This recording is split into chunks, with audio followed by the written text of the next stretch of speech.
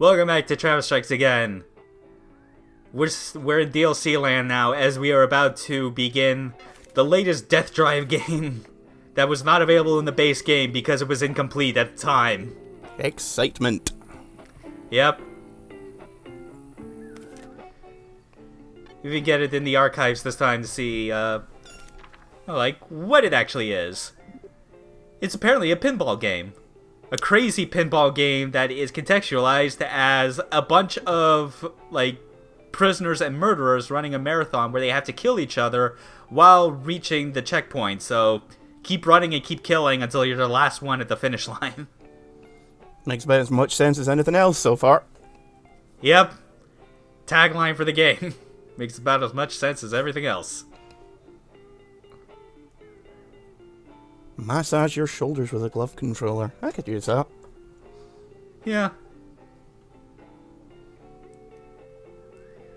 This is, I'm going to say, it's the second best Death Drive game out of all the games that we go through in this, because it largely accomplishes a lot of what I feel that Damn Dark Knight was successful at, where there was a lot of good visual variety. And this one does the same as well, but it also adds in, some additional, pinball-related gimmicks and such. Not all of it is successful. There's one gimmick, during the middle part that is especially bad, and you'll know when we get to it. But overall, this is, pretty solid, and I liked it a lot. I felt it was definitely worth the wait for the DLC. It can't be worse than Sonic Spinball. Mm-hmm. And we get an especially good opening cutscene with Osamu Tezuka style old school manga drawings. Yeah, it's kind of like the illustrations that they had for the old Game & Watch games. Mm-hmm. Very, very 70s.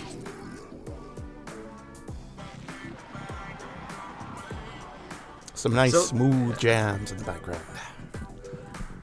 Mm-hmm. Yeah. I also say Osamu Tezuka, but at the same time, I also could easily say Go Nagai to a degree because of the inherent violence of everything. Yeah, or Inishimori, the guy that Skullman in Kamen Rider. Yeah. Just pretty much every 70s manga ever. Yeah, I mean, even that girl, she looks like, Fujiko Mine? I don't... Huh? Fujiko Mine from Lupin the Third? Yeah, kinda. Especially with, there's just, the way the hair is, flowing and the locks and such. Yep. But the idea with, the backstory that this is trying to get across is that the quote-unquote hero of the game, Silverface, he was an American football quarterback who at some point went totally nuts and killed all his groupies.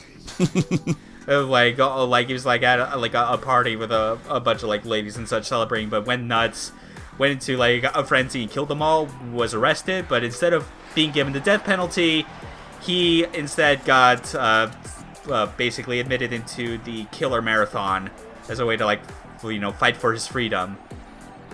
Typical blood sport plot line of its type, I feel like someone was a fan of Rollerball or Dead Man Wonderland. Mm-hmm. Very much.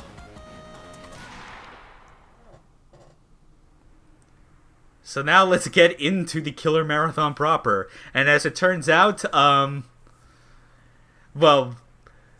would say, on the surface, it feels like that what Travis is doing is accomplishing very much what the game's conceit is, which is you are actually going to be running a marathon as you kill all the shit in front of you. That explains why the video is so long. Yeah. But also there's some, twists and turns kind of, given to that conceit once we get to the end. Also, in typical Suda and No More Heroes fashion, it is being very upfront in referencing the fact that, hey, this is DLC.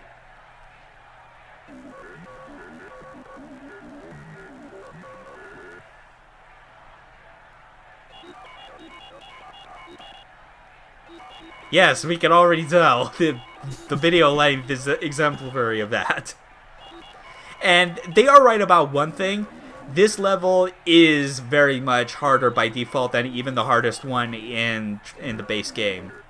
But they are also right in the sense that if you play it on Sweet, it is exceptionally easy. That said, I did have to break my rule of playing through this entire game on Bitter and bump this down to mild. Because when I did do the recording of this was just a few days after the DLC had released. And I was still kind of new to like all like the layout and like what the difficulty differences were. So what I'm saying is, do not be surprised when I do inevitably die a few times throughout this. Another example of why like this game is ranked especially high is the music. As you find, it's going to end up changing quite a bit, and it leans quite heavily into the Japanese hip-hop side of things. Yeah, it already kind of sounds like soundtrack to a Japanese game show. Again, very fitting with the whole blood sports kind of game show aesthetic. Yeah. It's like you could easily imagine this being the soundtrack to Takeshi's Challenge or something. It very much could. Like, I can imagine Takeshi's Challenge putting you through this same level of bullshit. Yeah, that too. Except it only pretends to murder you at the end. Probably.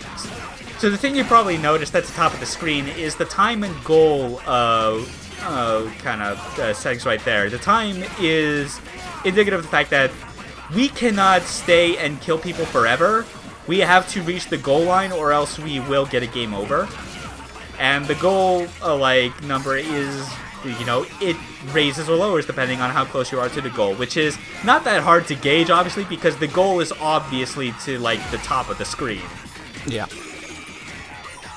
But once we do cross the goal, our health is generously refilled, and we get a brief reprieve from all the action. Oh, that's nice of them, at least. And get to talk to Buckstraw for more words of wisdom. That's true. Although it is kind of, there's not that much in the way of, split paths in this, admittedly. But there are a ton of breakable objects that we do have to break. But the thing that we have to kind of be wary about of both those words of wisdom is because of the time limit, we cannot be super thorough and lackadaisical in how we decide to explore everything. No, this isn't a game that's really overflowing with side paths to begin with. Pretty much. Yeah, this combo is pretty brutal against me.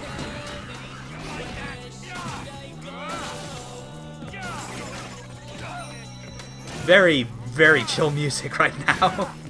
Yeah, it sounds kind of out of place with the rest of it. Yeah. It almost feels like it should be in the checkpoint areas when there's no action really happening. But I still do appreciate that they do go to this length of not having it be the same background track for such long stretches of time. Yeah, that would get really repetitive really quickly. Even though the first track that we heard was pretty fucking rad. Yeah.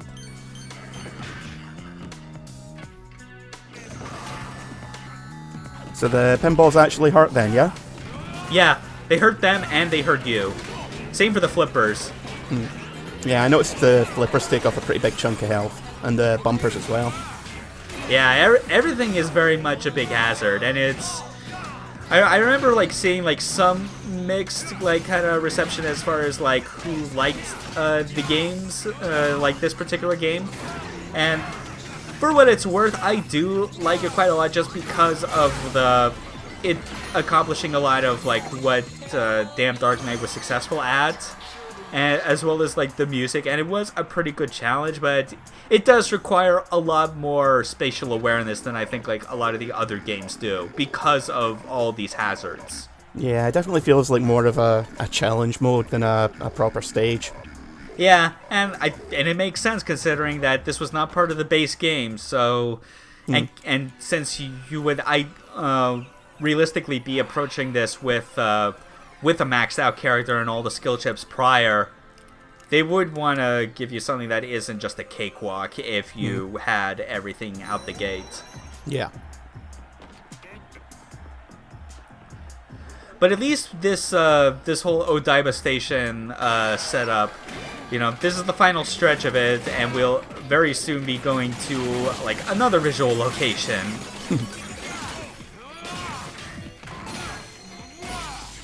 That kind of reminds me of Let It Die, with all the stage transitions being train checkpoints. Mm-hmm. Yeah, although the realest stage transitions are about to come up, because we get little mini cutscenes for them, and they're pretty great.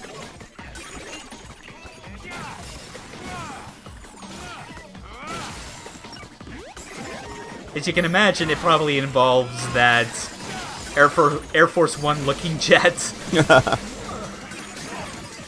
And it just makes me immediately think of Metal Wolf Chaos. Yeah. And that whole escape sequence that is technically impossible because the Air Force One's wingspan is bigger than the width of the Lincoln Memorial like pool.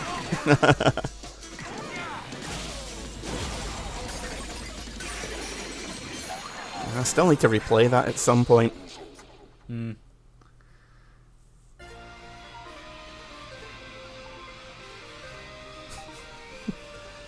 And it's a VTOL, because why not? Yeah. I kind of like how this little stinger music just kind of reminds me of, like, weirdly enough, of Flashdance. like just it doesn't go long enough for it to like get to like the actual like course or whatever. Like, it's got brief snippets of it that remind me of it. And now we go to a western area, just like part 3 of that one super famous series of movies about time travel. Ah, yeah, Star Trek. And also about a certain game that came out a few months before this game. The one that may or may not have gotten like 100-hour work weeks out of people. Gonna have to narrow that one down, because that's pretty much every AAA game in the last 3 years. Well, the part where it's a western should have narrowed it down already. Whatever. They put in 100 hours a week into that thing, but it was not enough to make the game not play like ass. Well, you know, they were just upholding tradition from the first one. True. But also, I do want to briefly go back to the part 3 of that one movie series comment in how like this isn't the first time that the No More Heroes series has made some level of like reference to to Back to the Future. That's right, with the end of the first game. Yeah, with the after Sylvia's comment of "too bad there won't be a sequel," it To then be flashes continued. "to be continued" in the Back to the Future font. But yeah. On top of that, there was some data mining of this game when it came out, in which there were 2 pieces of like logo art or whatever that were both labeled like in the files as like No More Heroes 3. The first was a picture of like the star on Santa Destroy's flag, and the second was a Roman numeral 3, specifically in the style of the Back to the Future font. And I can tell you right now, that Santa Destroy star is used in the game proper as like the official No More Heroes 3 tease. In fact, it was specifically someone had basically just open spoiled it like when the game came out. And It was like the most like not at all surprising thing, even though the people that quote unquote leaked it tried to make it seem like it was a big surprise. But you could tell that the people that basically openly spoiled that particular tease were not going to play the game anyway. Yeah. Because otherwise, they would have just blown the door wide open on the fact that we had a Shadows of the Damned sequel in here. Yeah. I would have thought that was the bigger... the bigger announcement.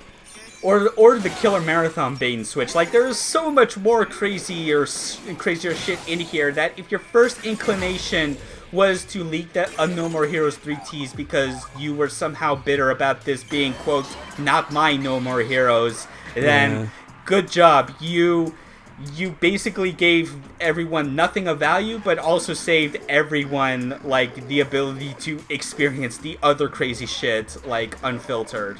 Yeah.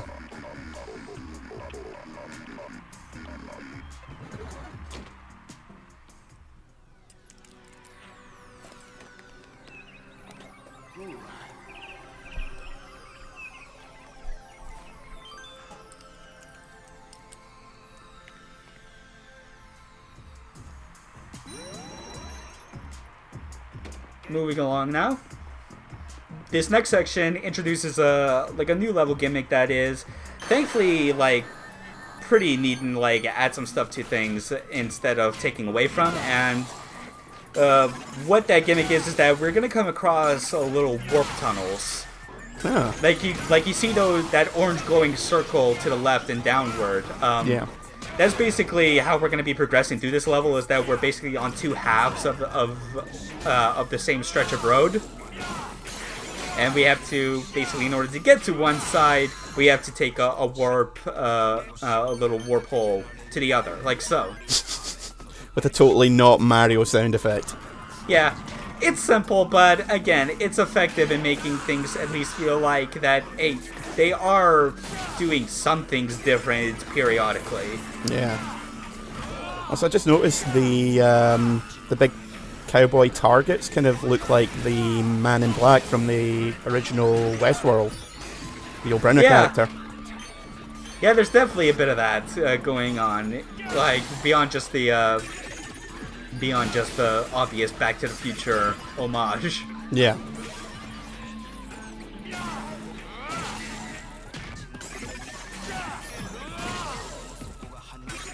And so the soundtrack seems to have gone a bit hip hop Ennio Morricone.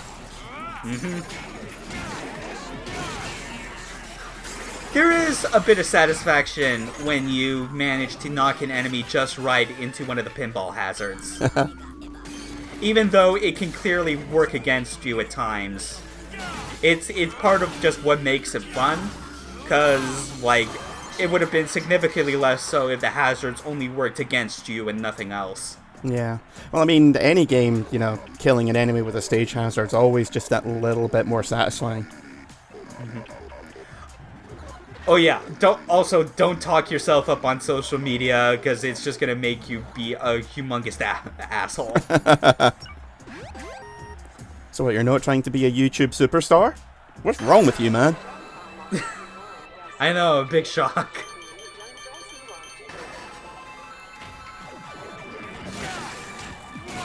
And now we're at the final stretch. As you can probably guess at this point, of all like the major environments we go to, each environment basically has 3 like acts to it, with like the music changing for each act to kind of fit different tempos. Like the second act of each area is basically a very low tempo kind of chill song, while the first act is very energetic because it's the start of the round and it's like, okay man, go, go, go. And it's also nice that they, that unlike certain other stages, the segments don't outstay their welcome. Yeah. Just swapping things up as and when. Just like Damn Dark Knight did. Yep. And that's saying a lot, considering that it is constantly reusing a lot of like the same pinball mechanics. Like we're gonna be seeing all of, like these pinballs, the flippers, the bumpers, and such, like straight to the very end. It's quite a clusterfuck here, considering how small the specific space is. Yeah. Thank God for those health refills. And the especially annoying part is that the skulls that shoot out the pinballs. The fact that there are some that are up on the roofs that you can't access makes it such that you have to deal with these pinballs no matter what. If this train doesn't fly, I'm going to be disappointed. Prepare to be disappointed. Ah. That was my immediate hope, that it was going to do that, like, transform into like the rocket and just fly off. I mean, Suda's like borderline obsessed with Back to the Future. It would just make sense. Yeah, I mean, we get on like a train track that goes into space, like that's something, but it's just not the same. Yeah, it's not as good. But hey, we're in a space colony now. BRB, welcome to Mars. And they also give us a quick warning of an upcoming segment, which is, it is the gimmick that I refer to as being, like, not that good. And it's one involving oxygen. Oh, dear. Yeah. This space, at least, is very wide open, but we do have to be careful of the moving pinball dispensers. Because when they move into us, they do knock us back in the same way that the bumpers and flippers do. This one was a bit tricky for me to get the timing down. Doink.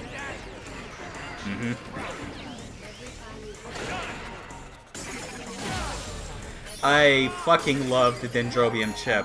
Just the goddamn spirit bomb. Yep. It obviously is, like, super useless if you're doing it against only one enemy.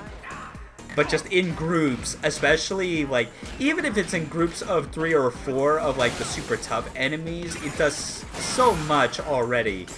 Especially when you combine it with the Blueberry Cheese Brownie and you just max out the damage values to 999.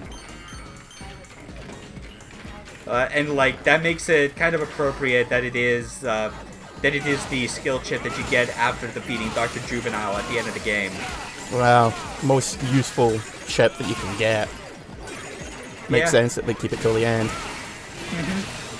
And of course, especially helpful if you ever decide to, you know, if you're bold and want to go back through the game on spicy difficulty. Which is, like, you saw it at the very beginning when I was selecting difficulties but never talked much about it, that, yes, they decided to make a difficulty level higher than bitter. Even though that was the traditional hardest of the previous No More Heroes games.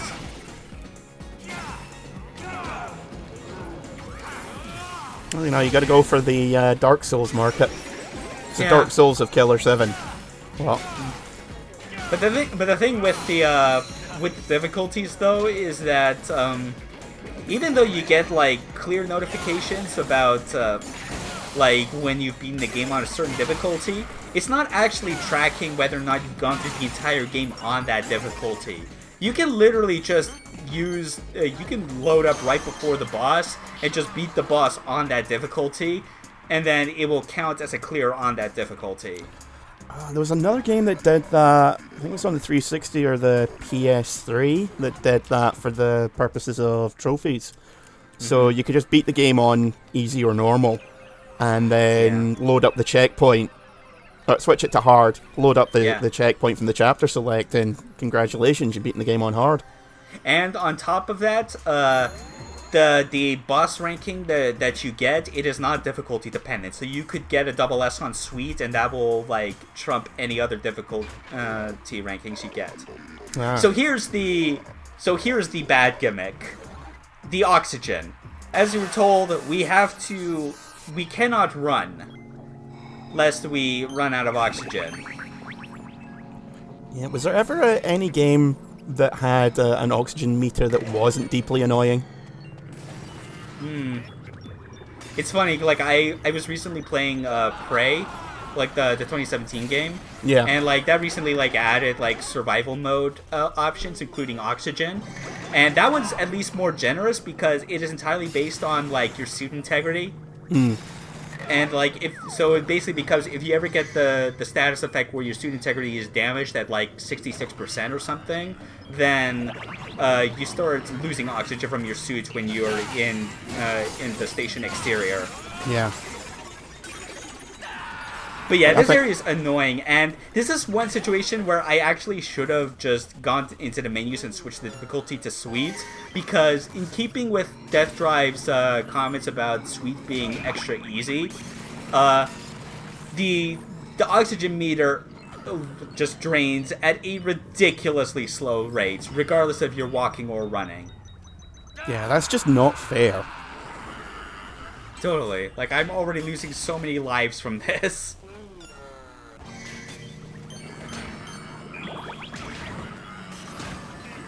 Yeah, at this point, I am just running because... Fuck it. The goal is right there. Who gives a shit?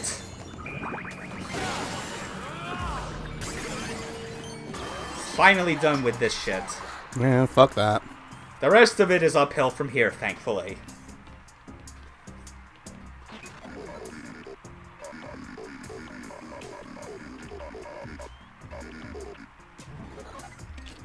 I guess that makes sense. Okay.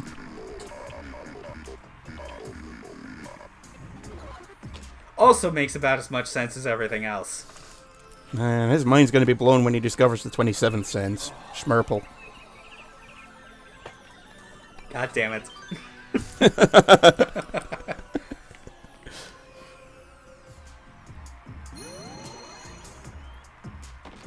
Alright, now for the final stretch of space.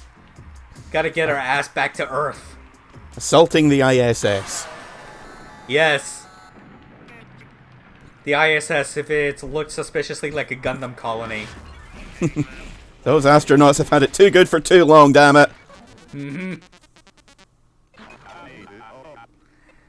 It feels, weirdly enough, like forever since we've seen a new generic Sheep Man. Even though the last one we fought that was unique, like, of this type was in Damn Dark Knight. Yeah. Because Juvenile was technically White Sheep Man, but that was, like, such a different type. Yeah.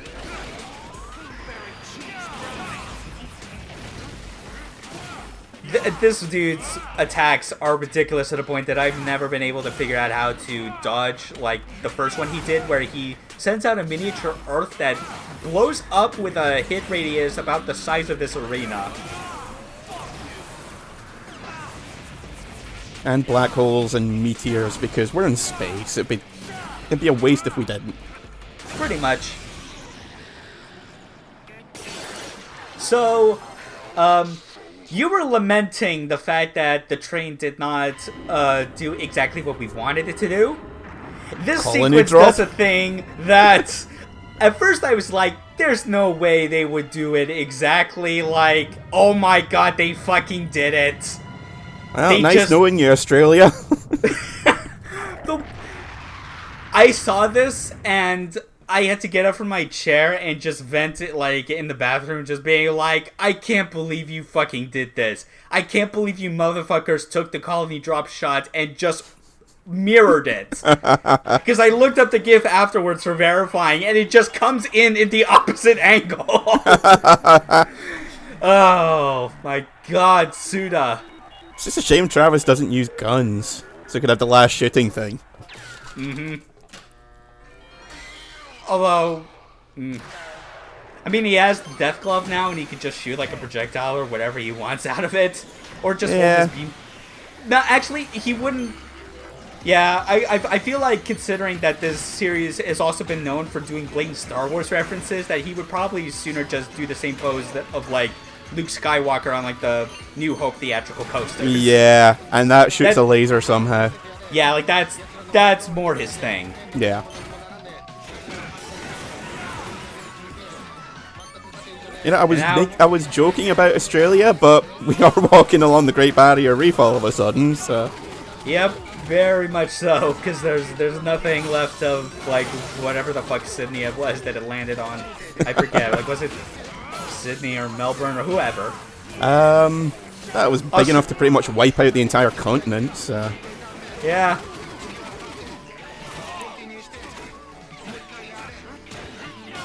This part was especially annoying. Yeah. Having to fight two bug leases for anything is like the worst feeling, especially when you do not have a charge attack or any of your skill chips active. Yeah. Because as soon as they're on screen, it is like, okay, priority 1, spam all abilities, fuck the rest. And I am super low on health, but it is at this moment that I remember, oh right, there is a hidden character on this spot, and it will hopefully refill my health, or at least give me a Bugstra that does so. Unfortunately, it doesn't. It just gives me an extra life. But that's okay, because there's also a ramen stall nearby, so I still have a way to get out of Shit Creek. And considering how many lives the last stage cost you, it's Pretty good Yeah. all the same. Very much so. I have to be very careful with these flippers because if they do hit me, I get knocked off the platform entirely. That's the sort of thing that is like, that is clearly changed when you go across difficulties, is that the amount of pinball hazards increases the higher your difficulty gets. So spicy is just absolutely insane, while sweet is extremely leisurely. Last ramen of the game. Still no beer. Good ramen, no beer. I'm glad Australia is dead. But Australian beer sucks anyway. Yeah. There was also like another ramen stall that I missed earlier in this level, but you didn't see it because, surprise, surprise, it was in the oxygen section. And fuck being in that area for any longer than need be. I think the only game that I can think of that has oxygen sections that wasn't a pain to play was Dead Space. That's only because they were really generous. Yeah. Yeah, they were. Pretty much every other game that's ever had them, though, just makes just causes abject misery. What you saw right there with the Dendrobium pissed me off because I thought maybe I can use the splash damage from the Spirit Bomb to hit them through the seaweed, but all it did was just blow up one seaweed and one enemy and none of the rest of them. Achieved nothing. Yep.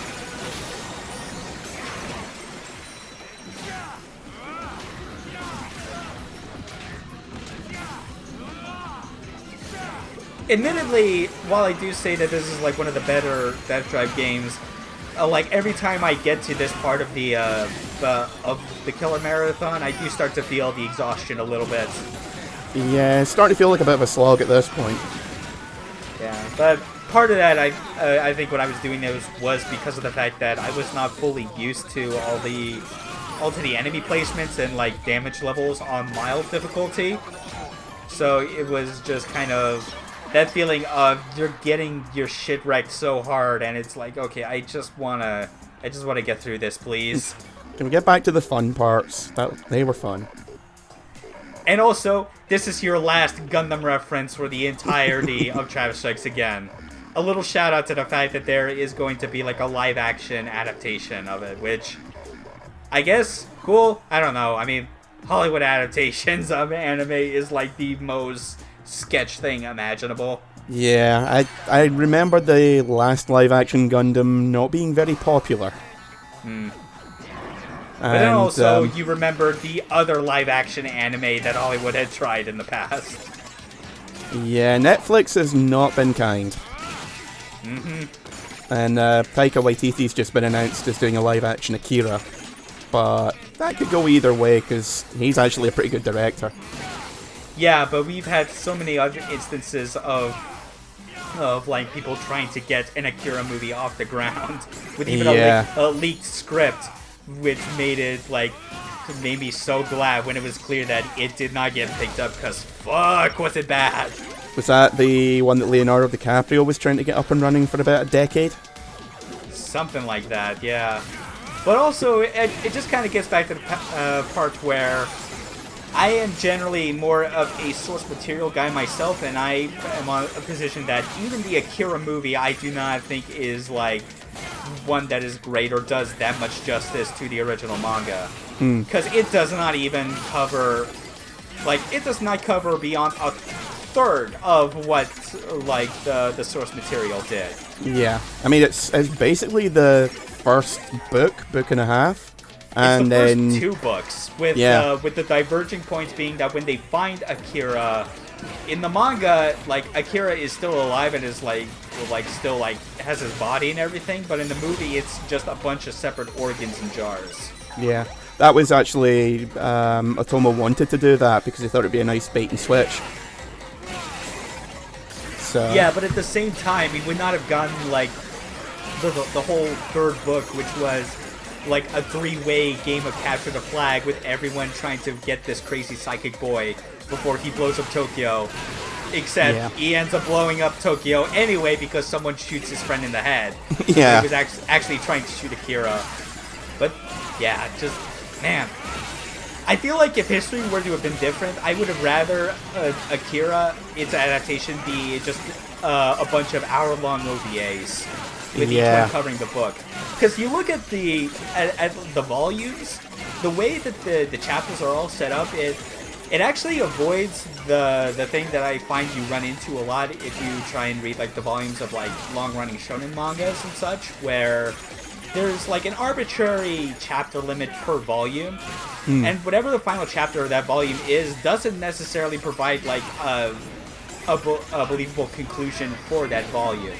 Yeah. Whereas you read Akira, like all of the volumes have an appropriate climax. Yeah, it's always a nice stopping point. But we made it to the goal now. After that Akira tangent, we now have the privilege of facing the DLC boss, Silverface. And Bug's just final words of wisdom. Bury me with my cutlet. Yeah. He's given us all his words of wisdom and is ready to pass from this mortal coil, which makes me kind of sad. It's like watching an old loved one ready to pass away.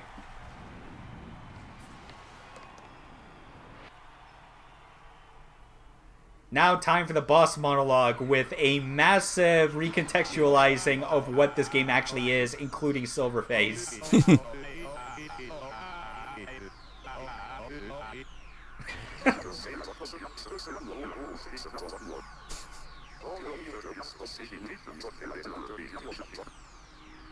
It actually is. Like, if you go back to the talks of what these games actually would be in their original context, actual Killer Marathon would not have been what we just went through, despite that being the story justification. It would have been regular pinball, with Silvercase, the character, just only playing the part of the killer. Because, fuck it, the pinball itself is not the metaphor for the person running the marathon. It's just some fancy window dressing for pinball, because that's what pinball is. It's pinball.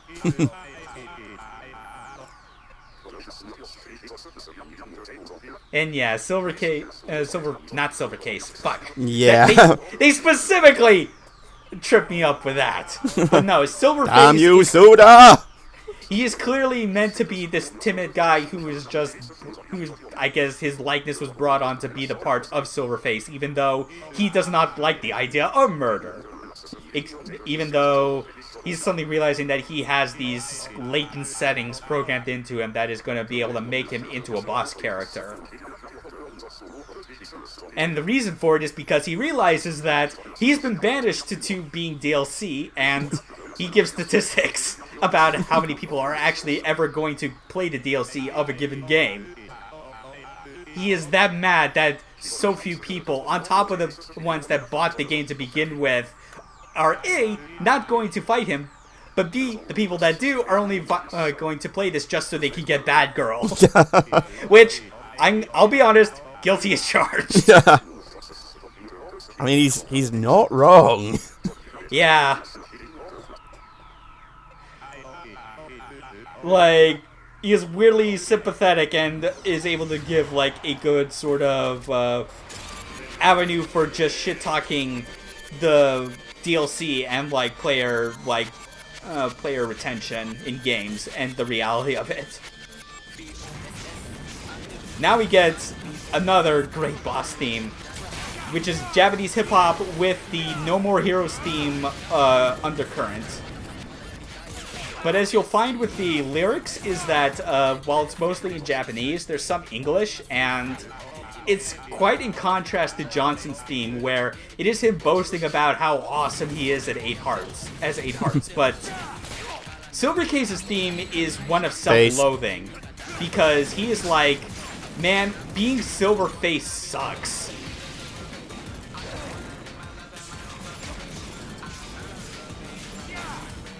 He is also really hard to fight. Yep.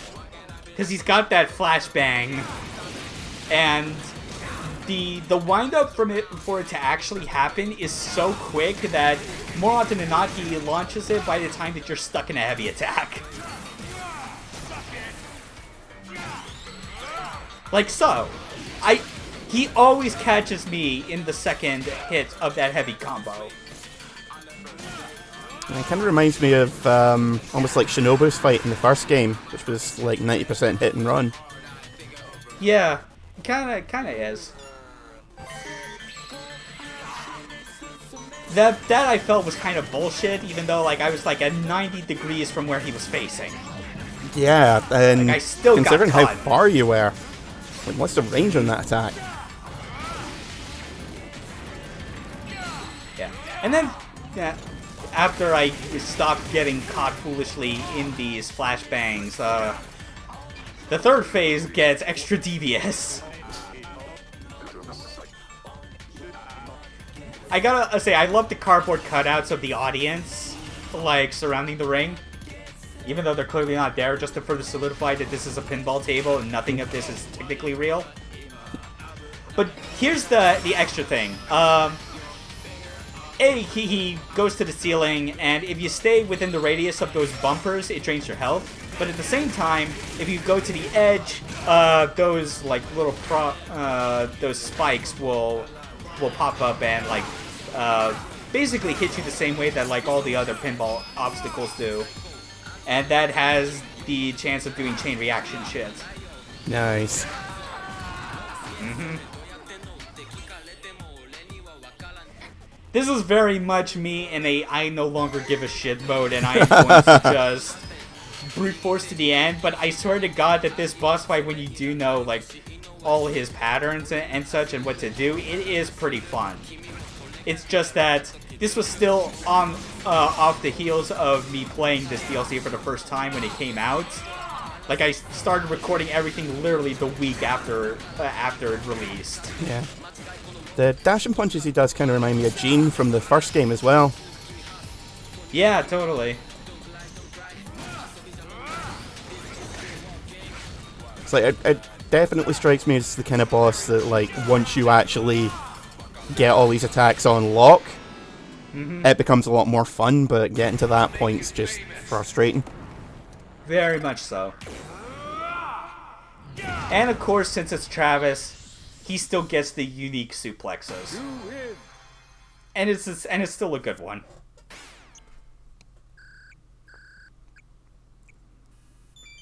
Yeah, not the best ranking I could have gotten for this. Yeah. C rank, I think, is actually the lowest I've ever gotten for any of the bosses. Yeah, I think the majority of them were A's or C, so A's or S's. Yeah, with like a couple double S's. Yeah.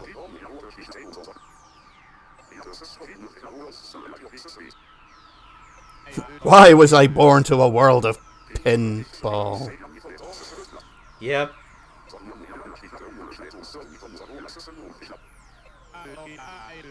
Getting very existential about the nature of video game characters. Even if they want to be their own person, like, and have their own, like, actual past, there's always gonna be a reformatting and retuning of who they are to suit the game. Let me tell you about Spec Ops: The Line. Oh boy. No, I already did that for a thread before. And also because Juvenile's technically dead, we don't get White Sheep Man. We instead get a shot of the Death Drive AAA and are being transferred back to the real world.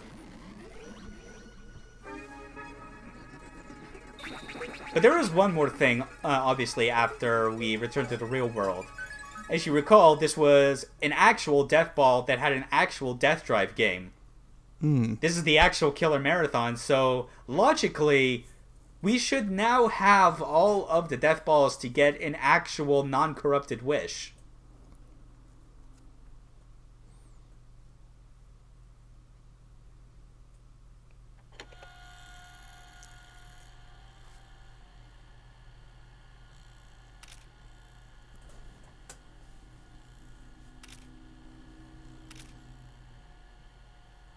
We all have a pretty good idea, Travis. And you're gonna blurt it out anyway because you know it, I know it, Kaboom Tagoon knows it, we all know it. Yeah, exactly. Bad Girl is coming back, and they are not just gonna go, oh, sorry, the comeback you were wanting isn't actually happening. Yeah, she absolutely is going to be back as who she was. Even though Travis is rightfully worried about the fact that she may or may not remember what he did to her and might just kill him on the spot. I mean, given her as a character, she's likely just to kill him on point of principle. Mm-hmm. Like, oh, hey, new challenger. Cool. Yep. Sure thing, Travis, although I tend to lean more towards retro games than I do most indies. But I'll take you on that offer. Hopefully we'll see you again. Psst, no more Heroes 3. Yeah, he should have done his wish for that. Yeah. Hey, can we get a proper game this time? That would be really great. Yeah. You know, more Super Robot Wars games, that would be cool too. Mm-hmm. Nah, I mean, Super Robot Wars games, that's always gonna happen. Yeah. I'd sooner wish for, like, another Centuries episode. Hmm. Or sooner I would just wish for From Software to stop dragging their feet and finally announce the next damn Armored Core. Like, stop wasting time with all these other projects that you're announcing and such. Or like a cyberpunk themed version of Bloodborne. Back from the depths of hell. Looking good there. That bone-face interpretation of Bad Girl is admittedly kind of terrifying. Yeah.